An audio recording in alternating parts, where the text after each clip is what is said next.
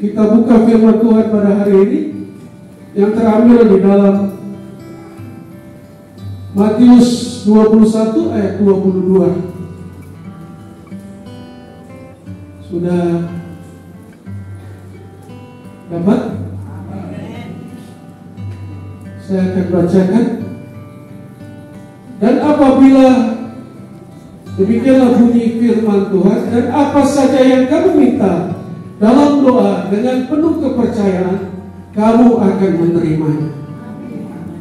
Bapak, Ibu, Saudara sekalian, hari ini kita berbicara tentang doa. Apapun model-model bentuknya, kita dipanggil dalam rupa-rupa yang berbeda.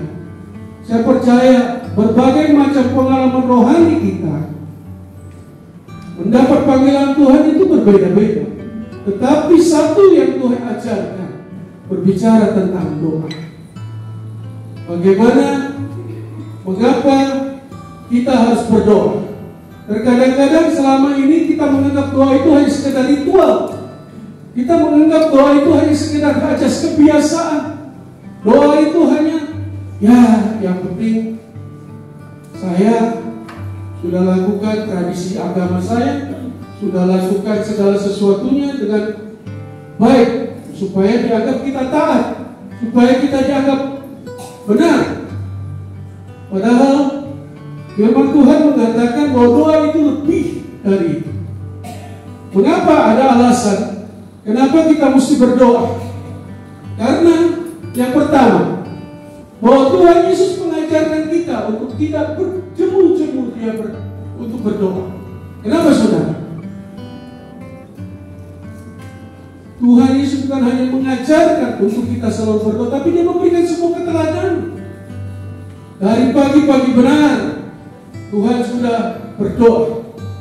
Tuhan Yesus ketika sama-sama bersama kita di muka bumi, dalam bentuk capek apapun, Dia tetap selalu memberikan waktunya untuk berdoa di hadapan Tuhan. Kenapa? Firman Tuhan selalu memberikan kekuatan. Tentu kita sadar bahwa doa itu adalah sumber kekuatan. Doa itu adalah bagaimana pengalaman hidup rohani kita bersama dengan Tuhan. Yang kedua, kenapa alasan kita harus berdoa? Karena Bapak senang ketika mendengar anak-anaknya berdoa. Bapak senang bahwa kita berkeluh kesah di hadapan Dia. Bapak senang ketika kita mengatakan segala sesuatunya tentang keadaan kita hari ini. Coba bayangkan Bapak Ibu, kita punya seorang anak,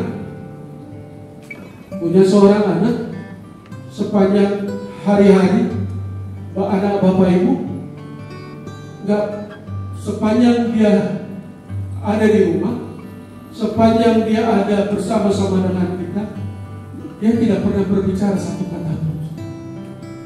Coba, ketika ditanya baru jawab. Mungkin kalau ditanya cuma sekedar ya Pak, giliran sekali bicara meminta duit ya Pak. Bagaimana perasaan? Demikian juga Tuhan. Doa itu bagaimana kita berkomunikasi dengan Tuhan. Bagaimana kita berbicara tentang keluh kesah kita sama Tuhan. Bagaimana kita mengatakan, Tuhan saya butuh sesuatu, Tuhan saya perlu. Bukan hanya bicara keperluan, tapi Tuhan ingin berbicara ketika kita bersuka cita, kita berdoa. Ketika kita menghadapi problema kehidupan, kita berbicara sama Tuhan. Itu yang diharapkan. Jadi doa itu adalah nafas kehidupan orang Kristen. Karena apa? Kita tidak bisa hidup tanpa doa. Hari-hari ini, hidup ini makin lama makin berat.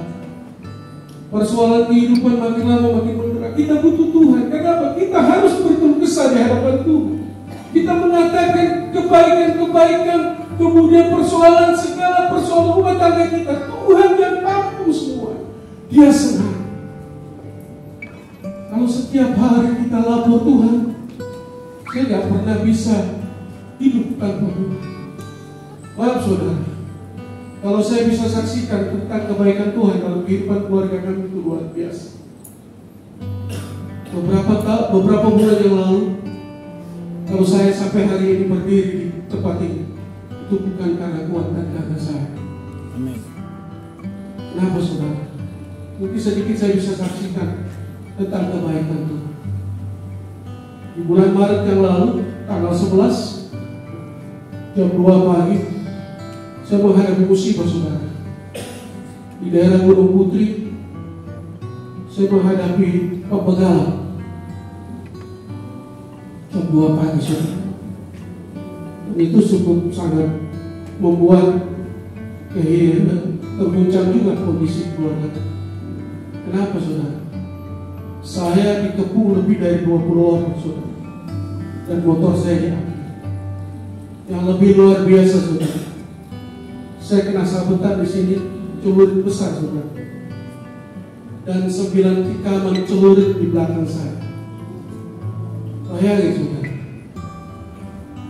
Dan yang luar biasa, pertolongan Tuhan terhadap keluarga kami, terutama saya. Ketika saya menghadapi masalah itu, harusnya saya terkapar, tergeletak, saya tidak ada yang tahu. Tapi kenyataannya, saya masih bisa berjalan sendiri, saya bisa laporan ke kepolisian sendiri, saya bisa melakukan langkah-langkah sendirian. Coba bayangkan, dengan luka-luka yang luar biasa secara manusia. Itu yang saya. Kalau sampai mungkin kalau beberapa bulan yang lalu Tuhan izinkan, Tuhan perkenankan saya pulang, mungkin saya bisa melayani lagi. Ini yang saya pilih. Makanya doa itu adalah napas kehidupan orang Kristen. Dimanapun kita berada, jangan pernah lupakan. Kalau selama ini pola kita berdoa hanya sekedar saja, kalau selama ini mengatakan bahwa doa itu hanya sebagai ritual kita sebagai anak Tuhan, kalau berdoa itu kita menganggap bahwa hanya untuk kebaikan kita pribadi, bukan semua. Itu bagaimana Tuhan mengajarkan kita untuk kita bertanggung jawab, untuk mengatakan perjalanan kehidupan rohani menjadikan sebuah alat kesaksian dalam hidup.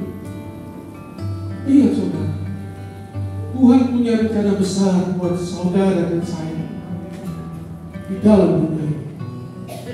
Makanya doa adalah nafas kehidupan orang Kristen. Saya percaya bahwa hidup itu Tuhan ingin kita juga bersekutu. Yang selanjutnya bahwa doa adalah persekutuan bersama dengan Tuhan. Bagaimana kita bisa bersekutu dengan saudara seiman kita kalau dengan Tuhan saja kita tidak mau bersekutu? Kenapa? Fasilitas jalannya adalah doa saudara. Saya percaya bahwa kehidupan yang dibangun oleh dasar kepada Yesus Kristus, dengan dasar Tuhan, kebaikan-kebaikan itu akan berada dalam diri.